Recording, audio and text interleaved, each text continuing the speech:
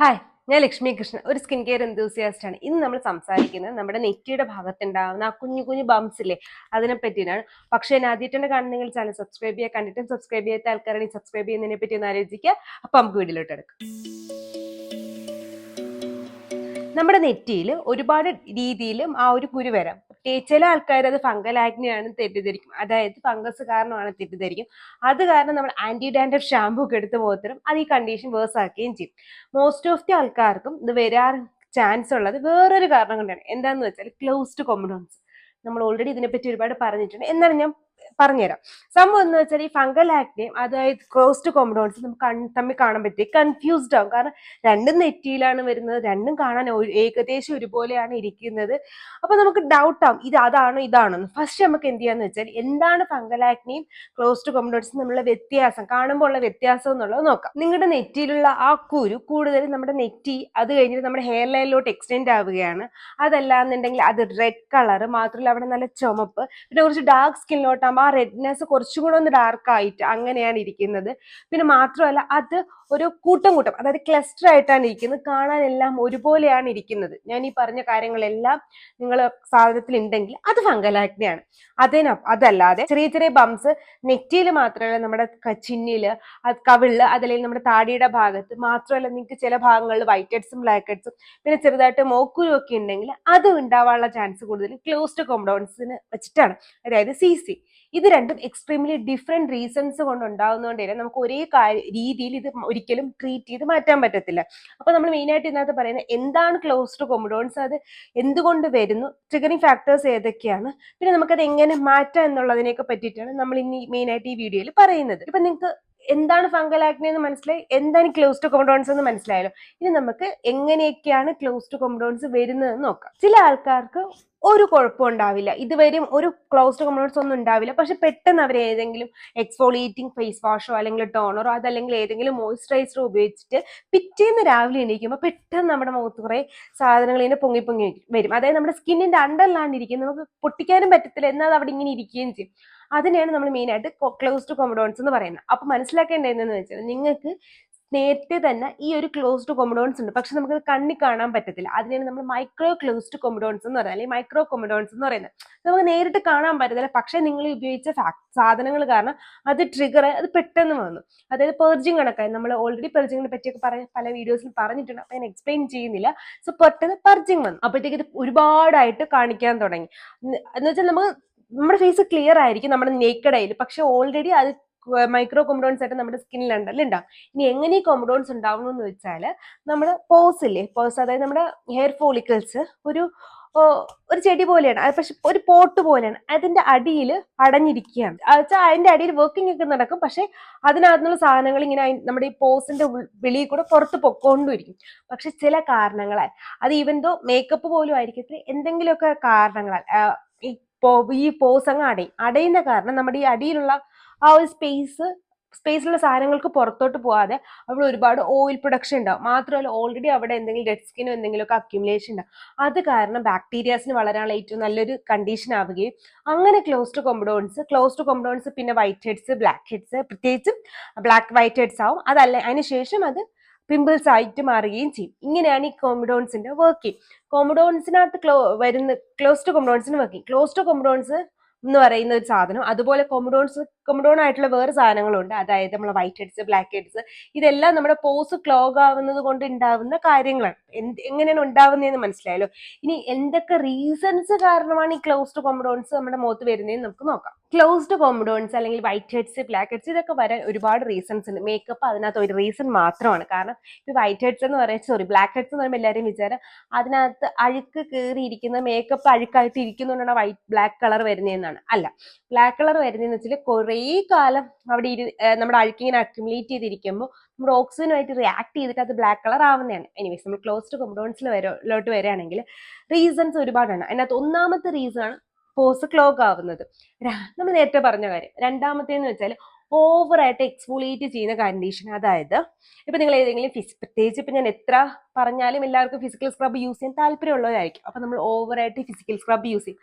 അതിനോടൊപ്പം നിങ്ങൾ ഏതെങ്കിലും ഒരു എക്സ്ഫോളിയേറ്റിംഗ് ഫേസ് വാഷോ ടോണറോ ഒക്കെ നിങ്ങൾ ഫേസിലോട്ട് ആഡ് ചെയ്യും. അല്ലെങ്കിൽ നിങ്ങൾ എന്തെങ്കിലും എന്താ പറയുക ആൽക്കഹോൾ അടങ്ങിയ ഡീനാച്ചുറൽ ആൽക്കഹോൾ അടങ്ങിയ പ്രൊഡക്ട്സ് ഒക്കെ സ്കിന്നിലോട്ട് ആഡ് ചെയ്യുകയാണെങ്കിൽ നമ്മുടെ സ്കിൻ ബാരിയർ ഡാമേജ് ആവും. ഇത് കാരണം നമുക്ക് ക്ലോസ്ഡ് കോമ്പൗണ്ട്സ് വരാനുള്ള ചാൻസ് കൂടുതലാണ്. മാത്രമല്ല ഇത് കാരണം നമ്മുടെ സ്കിന്നിലുള്ള വാട്ടർ ലോസ് ഉണ്ടാവും. ഈ വാട്ടർ ലോസ് കാരണം നമുക്ക് ക്ലോസ്ഡ് കോമ്പൗണ്ട്സ് വരാനുള്ള ചാൻസ് കൂടുതലാണ്. പിന്നെ അടുത്തൊരു കണ്ടീഷൻ എന്തെന്ന് വെച്ചാൽ നമ്മളെ hair products, hair care products കാരണം നമുക്ക് ക്ലോസ്ഡ് കോമ്പൗണ്ട്സ് വരും. പ്രത്യേകിച്ച് നിങ്ങളുടെ കോമ്പൗണ്ട്സ് നിങ്ങളുടെ ഹെയർ ലൈനിലും നിങ്ങളുടെ ചീക്കിലുമാണ് കൂടുതലായിട്ട് കാണുന്നതെങ്കിൽ നിങ്ങൾ തലയിൽ ഉപയോഗിക്കുന്ന പ്രോഡക്ട്സ്, പ്രത്യേകിച്ച് നിങ്ങൾ തലയിൽ ഉപയോഗിക്കുന്ന ഓയിൽസ് നമ്മുടെ ഫേസിലോട്ട് വന്നിട്ട് അത് നിങ്ങളുടെ പോസിന് ക്ലോഗ് ആയിട്ട് നിങ്ങൾക്ക് ക്ലോസ്ഡ് കോമ്പൗണ്ട്സ് ആയിട്ട് മാറാനുള്ള ചാൻസ് ഉണ്ട്. അപ്പൊ നമ്മൾ ഹെയർ പ്രോഡക്ട്സും ശ്രദ്ധിക്കാം. പിന്നെ അടുത്തതെന്ന് വെച്ചാൽ നമ്മുടെ ഫുഡാണ്. അയ്യോ, അതെങ്ങനെയാന്ന് വെച്ചാൽ നമ്മൾ ഹൈ ഗ്ലൈസീമിക് ആയിട്ടുള്ള ഫുഡ്, അതായത് നമ്മൾ ഷുഗർ, അതല്ലെങ്കിൽ നമ്മുടെ സ്റ്റാർച്ച് ഫുഡ്, ബേസിക്കലി നമുക്ക് കഴിക്കുമ്പോൾ ടേസ്റ്റ് തോന്നുന്ന എല്ലാ ഫുഡ്സും ഹൈ ഗ്ലൈസീമിക്കിൽ വരുന്ന ഫുഡ്സ് ആണ്. ഇത് കാരണം നമുക്കൊരു നമ്മുടെ ഓയിൽ പ്രൊഡക്ഷൻസ് കൂടുകയും അത് കാരണം നമുക്കൊരു ക്ലോസ്ഡ് കോമ്പൗണ്ട്സ് ക്ലോസ്ഡ് കോമ്പൗണ്ട്സ് ഒക്കെ വരാനുള്ള ചാൻസ് കൂടുതലാണ്. അതുപോലെ തന്നെ പാല് എന്ന് വെച്ചാൽ ചീസ് അല്ല, നമ്മൾ സാധാരണ പാല് അല്ലാത്ത ബൂസ്റ്റ്, ഹോർലിക്സ്, ചോക്ലേറ്റ് മിൽക്ക് അങ്ങനെയൊക്കെ പറഞ്ഞിട്ട് കഴിക്കത്തില്ല. അല്ലെങ്കിൽ നമ്മൾ എന്താ പറയുന്നത് കൂൾ ഡ്രിങ്ക്സ് എന്നൊക്കെ പറഞ്ഞിട്ട് കുടിക്കത്തില്ല. ഇതെല്ലാം നമ്മുടെ ബോഡിയിൽ അനാവശ്യമായിട്ട് ഇൻസുലിൻ ഒക്കെ ഉണ്ടാക്കിയിട്ട് അത് കാരണം നമ്മുടെ മുഖത്ത് കുരു വരാനുള്ള ചാൻസ് കൂടുതലാണ്. അടുത്തത് ഗേൾസിന് വരുന്നൊരു കണ്ടീഷനാണ്, നമ്മുടെ പീരിയഡ്സിന്റെ ഒക്കെ സമയത്ത് നമ്മുടെ ഹോർമോണൽ വേരിയേഷൻ കാരണം നമുക്ക് ഒരുപാട് ഓയിൽസ് പ്രൊഡ്യൂസ് ആവും. ഇത് കാരണം ഓൾറെഡി ഓപ്പൺ പോസ് ഉള്ള ആൾക്കാർക്ക് ക്ലോസ്ഡ് കോമ്പൗണ്ട്സ് വരാനുള്ള ചാൻസ് കൂടുതലാണ്. ഇതൊക്കെയാണ് ട്രിഗറിങ് ഫാക്ടേഴ്സ് ക്ലോസ്ഡ് കോമ്പൗണ്ട്സ് വരാനുള്ള. അത് മാത്രമല്ലാണ്ട് നിങ്ങൾ ഏതെങ്കിലും ഒരു പ്രൊഡക്റ്റ് ന്യൂ ആയിട്ട് ട്രൈ ചെയ്യും, ആ പ്രൊഡക്റ്റ് നിങ്ങളുടെ സ്കിന്നിൽ യൂസ് ചെയ്യാൻ പറ്റാത്തതാണെങ്കിൽ അത് കാരണം നിങ്ങൾക്ക് ക്ലോസ്ഡ് കോമ്പൗണ്ട്സ് വരും. അപ്പൊ പിന്നെ നമ്മൾ എന്ത് ചെയ്യും? ലൈക്ക് ഒരുപാട് പ്രൊഡക്ട്സ് യൂസ് ചെയ്യാൻ പറ്റത്തില്ല, കുറെ റീസൺസ് കാരണം ക്ലോസ്ഡ് കോമ്പൗണ്ട്സ് വരും. ടെൻഷൻ അടിക്കാവുന്നില്ല, നമുക്ക് അതനുസരിച്ചുള്ള പ്രൊഡക്ട്സ് യൂസ് ചെയ്താൽ മതി. എക്സാമ്പിൾ പറയുകയാണെങ്കിൽ ചില ആൾക്കാർക്ക് മോയ്സ്ചറൈസർ യൂസ് ചെയ്യുമ്പോഴാണ് ക്ലോസ്ഡ് കോമ്പൗണ്ട്സ് വരുന്നത്. അപ്പൊ നിങ്ങൾ യൂസ് ചെയ്യുന്ന റാൻഡം ആയിട്ട് ഒരു മോയ്സ്ചറൈസർ ഓൾഡ് സ്കിൻ ടൈപ്പ് വാങ്ങിച്ച് ഉപയോഗിക്കും. നിങ്ങളത് ഓയിലി, ഓപ്പൺ പോസ് അല്ലെങ്കിൽ combination skin, acne prone skin ഒക്കെ ആണെങ്കിൽ ഈ പ്രൊഡക്റ്റ് കാരണം നിങ്ങൾക്ക് ഒരുപാട് കുരു വരാനുള്ള ചാൻസ് ഉണ്ട്. അപ്പൊ എന്താ ചെയ്യേണ്ടതെന്ന് വെച്ചാൽ വാക്സിനെസ് അല്ലെങ്കിൽ ഓയിൽനെസ് അല്ലെങ്കിൽ ഭയങ്കര തിക്കായിട്ടുള്ള മോയ്സ്ചറൈസേഴ്സ് യൂസ് ചെയ്യാതെ ജെൽ ടൈപ്ഡ് മോയ്സ്ചറൈസേഴ്സ്, അതിനകത്ത് കൂടുതലും ഹൈഡ്രേഷൻ ഉള്ള സാധനങ്ങൾ, അതായത് സെറമൈഡ് ഇൻഡ്യൂസ് ചെയ്തിട്ടുള്ള മോയ്സ്ചറൈസേഴ്സ് യൂസ് ചെയ്യാൻ ശ്രദ്ധിക്കുക. ഞാൻ എപ്പോഴും പറയുന്നില്ലേ, സെറമൈഡുള്ള മോയ്സ്ചറൈസർ യൂസ് ചെയ്യുക, സെറമൈഡുള്ള മോയ്സ്ചറൈസർ യൂസ് ചെയ്യുന്നത്, അങ്ങനെ യൂസ് ചെയ്യുക. അത് കാരണം നമ്മുടെ സ്കിൻ ബാരിയർ ഡാമേജ് ആയിട്ടുള്ള ആൾക്കാർക്ക് ഉള്ള റീസൺ ആണെങ്കിൽ നമ്മുടെ സ്കിൻ ബാരിയർ ഒന്ന് പ്രൊട്ടക്ട് ചെയ്യാനും പറ്റും. മാത്രമല്ല നമ്മുടെ ഈ ക്ലോസ്ഡ് പോസ് ഒന്നും അടയാതിരിക്കാനും പറ്റും. അപ്പൊ ഇങ്ങനെ കുറച്ച് കാര്യങ്ങളൊക്കെ ചെയ്താൽ മതി. പിന്നെ അടുത്തെന്ന് വെച്ചാൽ ഓവർ എക്സ്ഫോളിയേഷൻ ആണ് എന്ന് തോന്നിയാൽ, അതായത് നിങ്ങളുടെ സ്കിൻ ഒരുമാതിരി ഡ്രൈനെസ് കാണും, പിന്നെ ഒരുപാട് ഈ ക്ലോസ്ഡ് കോമ്പൗണ്ട്സ് കാണും, ഒരു പൊട്ടിപ്പൊളിഞ്ഞ രീതിയിൽ വരണ്ട അവസ്ഥയിലാണ് നിങ്ങളുടെ സ്കിൻ ഇരിക്കുന്നതെങ്കിൽ ഓവർ എക്സ്ഫോളിയേഷൻ ആയി എന്നാണ് അർത്ഥം. അതല്ലെങ്കിൽ നിങ്ങളുടെ സ്കിൻ ബാരിയർ ഡാമേജ്. അങ്ങനെയൊക്കെ ആകുമ്പോൾ പ്രൊഡക്ട്സ് എല്ലാം ജെന്റിലായിട്ട് യൂസ് ചെയ്യാനായിട്ട് ശ്രദ്ധിക്കുക. പിന്നെ നിങ്ങൾ ബെൻസോൾ പെറോക്സൈഡ് യൂസ് ചെയ്യുന്ന ആൾക്കാരാണെങ്കിൽ നിങ്ങൾക്കും അത് കാരണം നമുക്ക് ചെറിയ രീതിയിൽ വരാനുള്ള ചാൻസ് ഉണ്ട്. കാരണം ബെൻസോൾ പെറോക്സൈഡ് യൂസ് ചെയ്യണം, പക്ഷെ അതിനെ കൂടെ നമ്മൾ കുറച്ച് കാര്യങ്ങളും കൂടെ ശ്രദ്ധിക്കണം. അപ്പം ക്ലോസ്ഡ് കോമ്പൗണ്ട്സ് എങ്ങനെ വരുന്നു എന്ന് മനസ്സിലായി, നമ്മൾ ഫംഗൽ ആക്നെ നമ്മുടെ ഫേസിൽ എങ്ങനെയാണ് വരുന്നതെന്ന് മനസ്സിലായി. ഇനി ഇത് രണ്ടും എങ്ങനെ ട്രീറ്റ് ചെയ്ത് മാറ്റാം എന്നുള്ളതിനെ പറ്റി നോക്കാം. അതിൽ ഫംഗൽ ആക്നെ പറ്റി ഇപ്പൊ ഡീറ്റെയിൽ ആയിട്ട് പറയുന്നില്ല, പെട്ടെന്നൊന്ന് പറഞ്ഞുതരാം. നമുക്ക് വേറെ ഡീറ്റെയിൽ ആയിട്ട് വീഡിയോ ചെയ്യാം, അതുകൊണ്ടാണ്. അപ്പൊ ഫംഗൽ ആക്നെ വരുന്ന ഓൾറെഡി ഞാൻ വീഡിയോ ചെയ്തിട്ടുണ്ട്, ഐക്കാർഡിൽ കൊടുക്കാം, കുറച്ചുകൂടെ ഡീറ്റെയിൽ ആയിട്ട് ചെയ്യാൻ പറ്റും.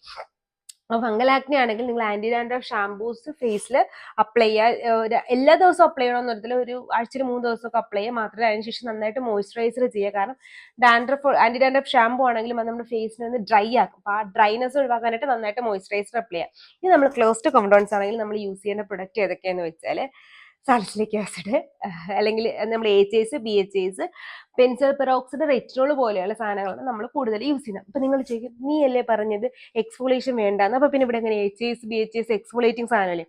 പറഞ്ഞുതരാം.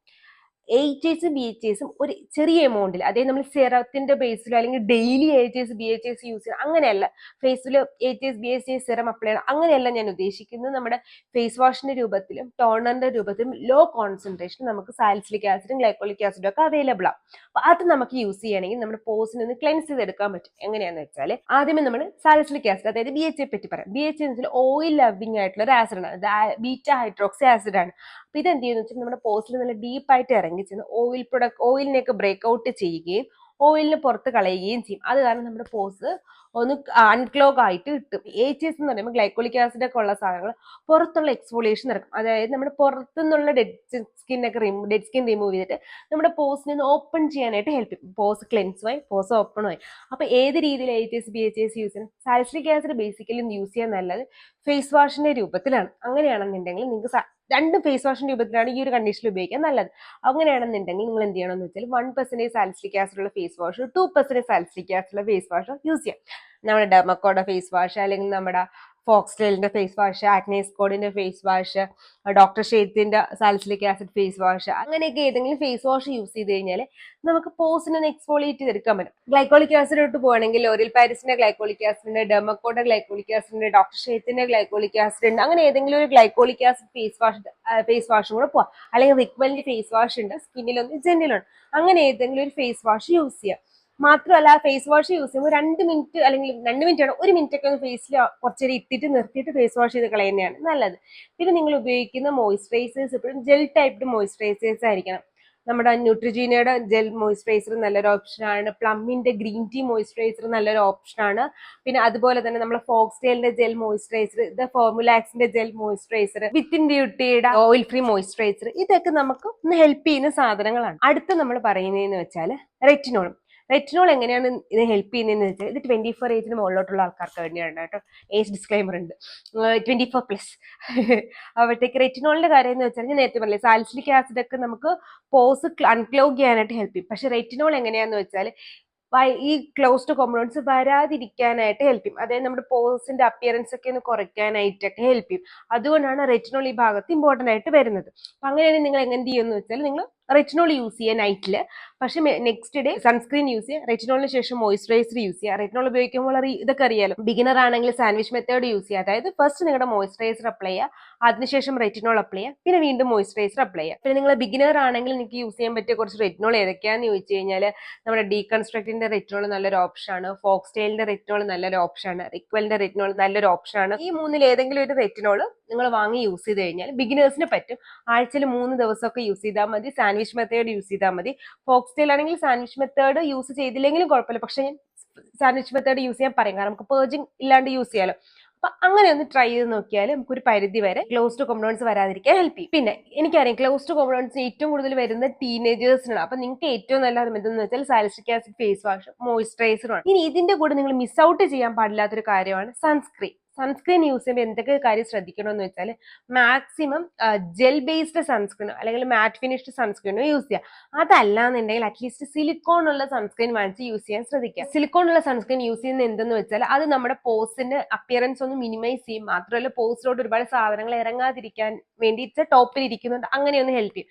അതല്ലാന്നുണ്ടെങ്കിൽ ഫിസിക്കൽ ഫിൽറ്റേഴ്സ് ഉള്ള സൺസ്ക്രീൻ, അതായത് സിങ്ക് ഓക്സൈഡും ടൈറ്റാനിയം ഓക്സൈഡും പോലെയുള്ള ഫിസിക്കൽ ഫിൽറ്റേഴ്സ് ഉള്ള സൺസ്ക്രീൻ യൂസ് ചെയ്താലും ഒരു പരിധിവരെ നമുക്ക് ക്ലോസ്ഡ് കോമ്പൗണ്ട്സ് ഒഴിവാക്കാൻ പറ്റും. പിന്നെ മാക്സിമം ഹെവി സൺസ്ക്രീൻസ്, അതായത് നല്ല ലോഷൻ ടൈപ്പ്, ക്രീം ടൈപ്പ് ആയിട്ടുള്ള ഹെവി ആയിട്ടുള്ള സ്കിന്നിൽ ഹെവി ആയിട്ടുള്ള സൺസ്ക്രീൻസ് അവോയ്ഡ് ചെയ്യാനായിട്ട് ശ്രദ്ധിക്കാം. പിന്നെ മഴക്കാലത്ത് സൺസ്ക്രീൻ വേണ്ടല്ലോ എന്ന് ചോദിക്കുന്നവർക്ക് വേണ്ട, മഴക്കാലത്ത് അകത്തിരിക്കുമ്പോൾ അറ്റ്ലീസ്റ്റ് 30 SPF ഉള്ള സൺസ്ക്രീൻ എങ്കിലും യൂസ് ചെയ്യുക. പുറത്ത് പോകുമ്പോഴത്തേക്ക് നമ്മൾ ഒരുപാട് മഴ നനഞ്ഞ് നമ്മുടെ ക്രീം ഒലിച്ചു പോകാൻ സാധ്യത ഉണ്ടെന്നുണ്ടെങ്കിൽ ക്രീം അടുത്ത് വെക്കുക, അല്ലെങ്കിൽ നമ്മുടെ സ്റ്റിക്ക് കൊണ്ട് തന്നെ നമുക്ക് കാര്യം കഴിക്കാൻ പറ്റും റീഅപ്ലിക്കേഷന് വേണ്ടിയിട്ട്.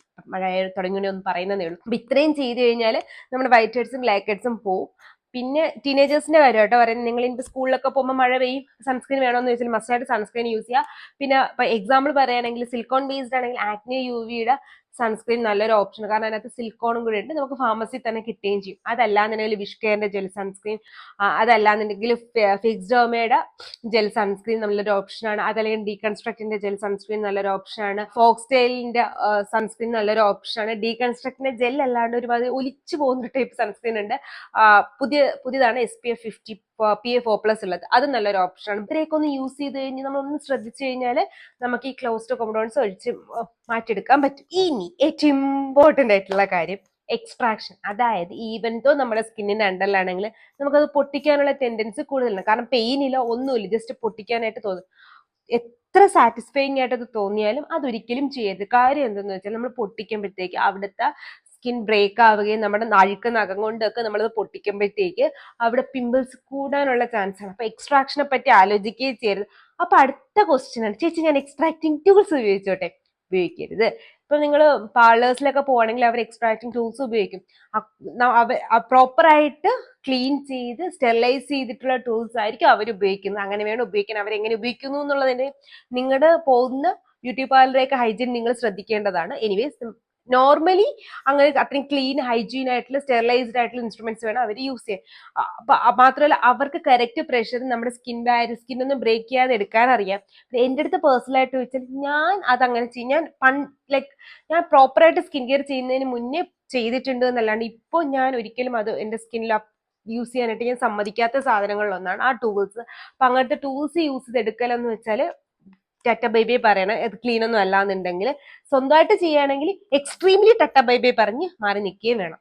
അപ്പൊ എന്താണ് ക്ലോസ്ഡ് കോംഡോൺസ് എന്ന് മനസ്സിലായല്ലോ, എന്തുകൊണ്ട് വരുന്നത് മനസ്സിലായല്ലോ, ഫംഗൽ ആക്നിയും ക്ലോസ്ഡ് കോംഡോൺസും തമ്മിലുള്ള വ്യത്യാസം മനസ്സിലായല്ലോ, എന്തൊക്കെ കഴിച്ചു കഴിഞ്ഞാൽ ക്ലോസ്ഡ് കോംഡോൺസ് വരുമെന്ന് മനസ്സിലായല്ലോ, എന്ത് ചെയ്യാൻ പാടില്ല എന്ന് മനസ്സിലായല്ലോ. അപ്പൊ ക്ലോസ്ഡ് കോംഡോൺസിനെ പറ്റി അത്യാവശ്യം ധാരണയായല്ലോ. അപ്പോ ക്ലോസ്ഡ് കോംഡോൺസ് മാറ്റാനുള്ള രീതി മനസ്സിലായല്ലോ. പക്ഷെ ശ്രദ്ധിക്കുക, നമുക്ക് ഒരാഴ്ച കൊണ്ടൊന്നും മാറത്തില്ല. കുറച്ചിട്ട് 1 month ഒക്കെ ടൈം കൊടുത്തു കഴിഞ്ഞാൽ നമുക്കത് മാറ്റിയെടുക്കാൻ പറ്റും. നിങ്ങളുടെ ട്രിഗറിങ് ഫാക്ടർ ഏതാന്ന് മനസ്സിലാക്കി കൂടി ചെയ്ത് കഴിഞ്ഞാൽ സംഭവം ഖലാസ് മാറ്റിയെടുക്കാൻ പറ്റും. അപ്പൊ ഇതുപോലെ എന്തെങ്കിലുമൊക്കെ വീഡിയോസ് ഉണ്ടെങ്കിൽ കമന്റ് ബോക്സിലോ ഇൻസ്റ്റയിലോ DM ചെയ്താൽ നമുക്ക് വീണ്ടും അടുത്ത വീഡിയോസ് ആയിട്ട് തന്നെ വരാൻ പറ്റും. പിന്നെ ലൈക്ക് ചെയ്യുക, ഷെയർ ചെയ്യുക, സബ്സ്ക്രൈബ് ചെയ്യുക. ട്യൂസ്ഡേയിലെ Q&A മറക്കണ്ട. ഇതുപോലത്തെ skin care and hair care video ആയിട്ട് എല്ലാ ട്യൂസ്ഡേയും തേഴ്സ്ഡേയും സൺഡേയും വരുന്നത്. It's Lakshmi signing off. Tata.